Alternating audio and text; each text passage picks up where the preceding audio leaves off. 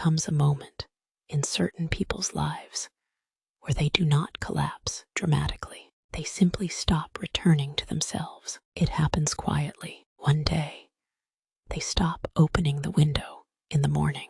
The sunlight still arrives, faithfully, spilling itself across the floor like it always did, but now it waits outside like an uninvited guest.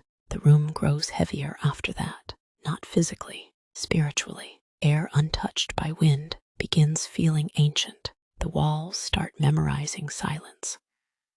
Dust settles over objects that once held fragments of identity. Books half read, unfinished sketches, notebooks swollen with thoughts that suddenly stopped mid-sentence, as though the writer disappeared during the act of becoming.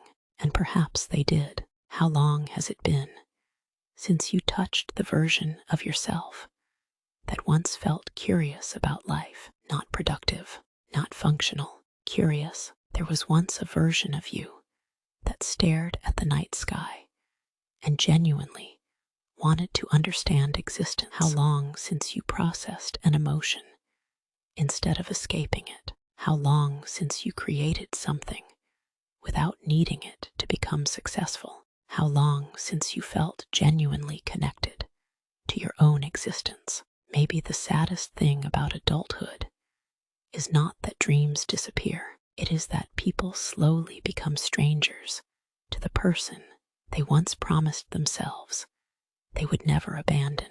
And maybe healing is not becoming someone new. Maybe healing is simply finding your way back to the abandoned version of yourself, still waiting quietly by the window.